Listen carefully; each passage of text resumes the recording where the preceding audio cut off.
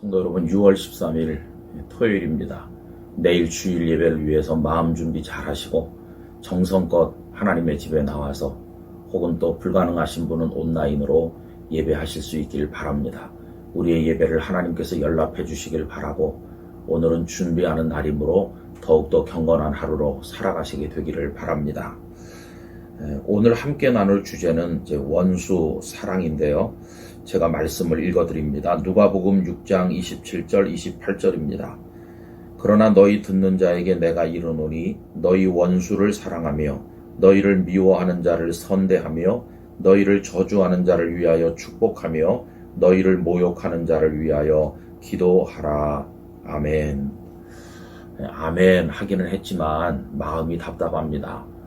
오늘 이 원수 사랑이라고 하는 주제는 생각만 해도 답답해져요. 왜냐하면 알기는 너무나 잘하고 말도 하지만 실천은 너무도 어려운 주제이기 때문입니다. 그래서 어떤 분은 나는 원수 사랑 못할 것 같아요. 그럼 어떡하냐? 애초부터 원수를 안 만들고 살겠어요. 이렇게 말씀하는 분이 있었는데 그럴 수만 있다면 얼마나 좋겠어요. 원수가 없는 세상, 그 정말 묘안이라고 생각이 됩니다. 그러나 살다 보면 우리의 의지와는 상관없이 갈등이 빚어지고 미워하게 되고 어떤 손해를 주고받다 보면 원수처럼 되기도 하잖아요. 그래서 여러분, 이거 정말 어려운 주제지만 우리가 결코 간과할 수 없는 중요한 문제입니다. 이 말씀은 오히려 적극적으로 생각하면 그리스도인들이 세상을 살아가는 긍정적인 방식을 우리에게 제시하는 겁니다. 지금까지 존재했던 그 어떤 인생관 혹은 사상 가운데 이처럼 놀라운 것이, 이처럼 파격적인 것이 있었을까요? 그동안에 원수와 경쟁하면서 원수를 이기기 위한 비결을 내놓는 사람은 있었지만 이렇게 정반대의 방식으로 원수를 끌어안는 말씀을 하신 분은 예수님 뿐이십니다.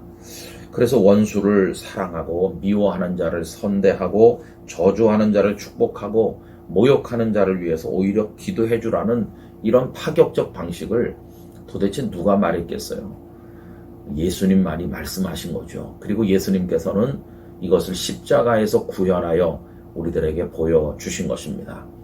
그럼 여러분, 여기서 예수님의 원수는 도대체 누굴까요? 우선 이렇게 질문하면 1차적으로는 예수님을 십자가에 못 박은 사람들이라고 생각할 수도 있겠습니다. 그리고 직접 십자가에 못 박진 않았지만은 십자가를 조롱하고 십자가를 비방하는 사람들이 원수라고도 하겠죠. 빌립보서 3장 18절에 보면 내가 여러 번 너희에게 말하였거니와 이제도 눈물을 흘리며 말하노니 여러 사람들이 그리스도의 십자가의 원수로 행하느니라, 이런 말씀이 있어요. 십자가의 원수로 예수님의 십자가를 조롱하며 사는 사람들이 있다는 겁니다. 그러면 이런 사람들만 원수일까요? 아닙니다, 여러분. 참으로 마음 아프지만 놀랍게도 우리 자신도 다 하나님과 원수되었던 사람들입니다.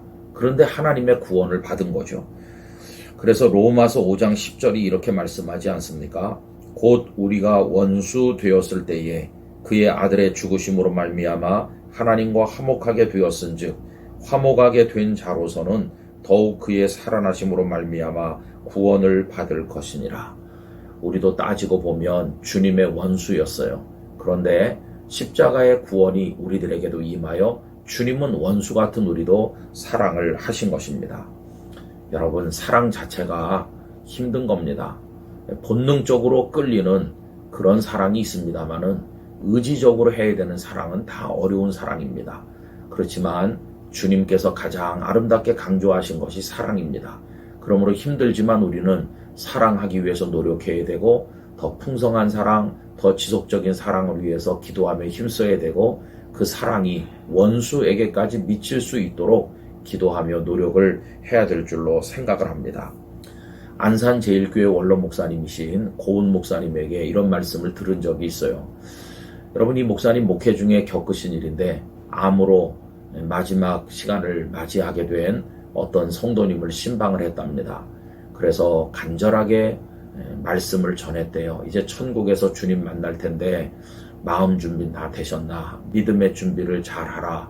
그러면서 이제 간곡하게 기도를 하면서 혹시 마지막으로 하고 싶은 말이 없느냐 이렇게 했더니 그분이 하는 말이, 목사님, 내가 20여 년 전 우리 교회 함께 다니는 아무개 집사님과 크게 싸우고 그동안 원수처럼 지내고 20년 동안 말 한마디 안 하고 이제 눈을 감을 때가 되니까 그게 너무나 후회가 되는데 미안했다고 전해주시고 그분에게 용서를 구한다고 전해주시기 바랍니다. 이러더라는 거예요. 그래서 목사님께서는 긴급하게 연락을 해서 그분을 병실에 오시게 하고 그분이 하나님 앞에 가기 전에 극적으로 화해도 하고 서로 용서하고 또 끌어안게 했다는 것입니다. 그 마지막 모습을 보면서 목사님의 마음에 큰 감동이 있었다고 합니다. 여러분, 한 사람이 인생을 마무리하는 데 있어서 맨 마지막에 남는 게 뭡니까? 용서하지 못한 거, 사랑하지 못한 거, 바로 그겁니다. 그래서 우리 인생 최후의 숙제는 사랑하지 못한 채 남겨두는 건데 그거를 풀기 위해서는 원수까지도 용서하고 사랑해야만 하리라 하는 것입니다. 어떤 책을 읽다 보니까 멋진 말이 있어요.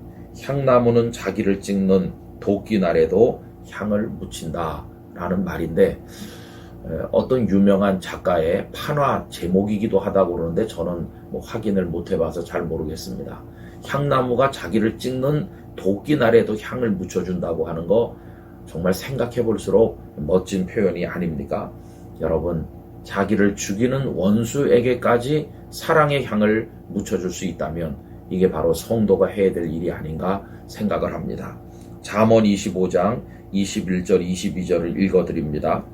내 원수가 배고파 하거든 음식을 먹이고 목말라 하거든 물을 마시게 하라.